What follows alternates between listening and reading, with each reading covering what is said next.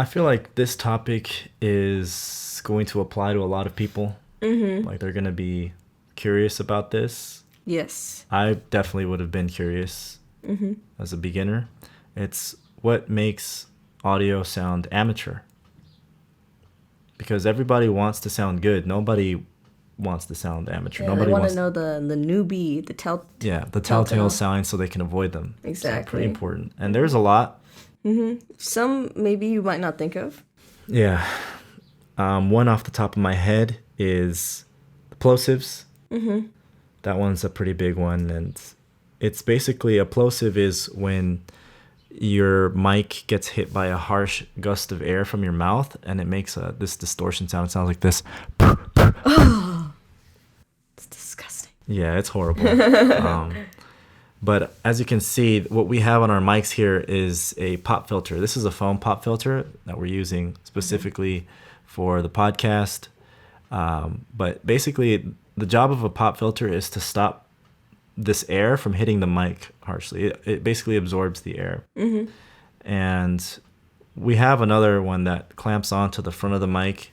It's Mesh. yeah, it's like a metal Steel mesh. a metal mesh that goes in front. That's very effective for stopping plosives, and you'll see these in studios, recording studios all the time. It's singers use them as well. It's like either a nylon mesh or a metal one that goes in front It's of like your a mic. barrier. Yeah, it's a barrier that is between your mouth and the mic, and so that it's gonna stop the air from hitting the diaphragm of the mic, and that's what you need. So don't skip the pop filter. I feel like I say it all the time, but it's very important. Yes, absolutely. I would never ever record without a pop filter. Yeah. Yep. So that's one telltale sign is if you have pops in your audio. What do you think is another one? Definitely background noise. If Oh, you're definitely. recording and Yeah. maybe it's not even like something really obvious, like you have a dog barking, but if you have an air conditioning fan on, if your computer's going, "Voo," Oh yeah, the fan noise. yeah, it's that. Any sort of background noise is so unprofessional, and yeah, I think that's definitely one of the bigger ones.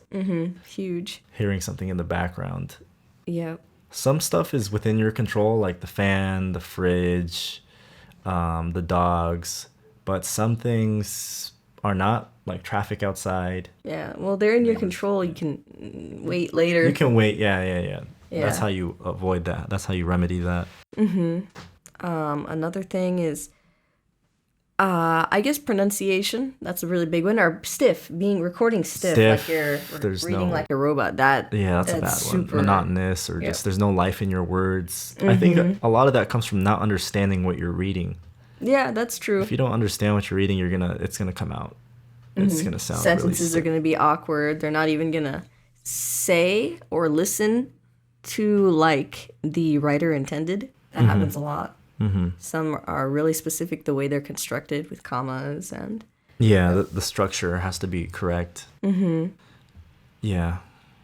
I also think that a lack of confidence, if you're not confident, it's going to show. yeah.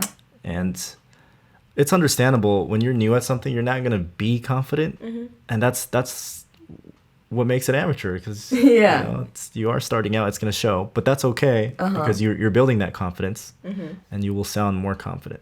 Yeah, I remember when I was really just starting out, sometimes I would get embarrassed if I had to do a cartoon voice and maybe my family was in the room next Yeah. door, because I thought, oh no, they're going to hear me, they're going to laugh at me. So if you feel that way, just record when no one's home. I mean, Yeah, I agree. yeah. You want to be in your best zone. You don't want to be worried about the opinions of other people, or you don't want to be timid or shy because of that. You want to be Yeah. your best. You want to make sure you're as expressive and you bring your best to the table. Because that will definitely hamper your performance if you're worried about talking too loud or being too loud.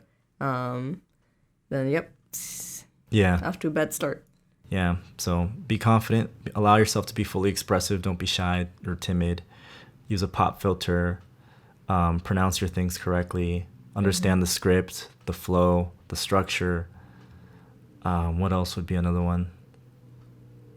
I think it has to be edited correctly too. You don't want to have too long of pauses or just open gaps. The volume needs to be right as well. Yeah, I've heard some amateur audio where they'll go really, really loud and or it's, then oh yeah, and it starts peaking all over and the place and clipping. Oh, that's horrible.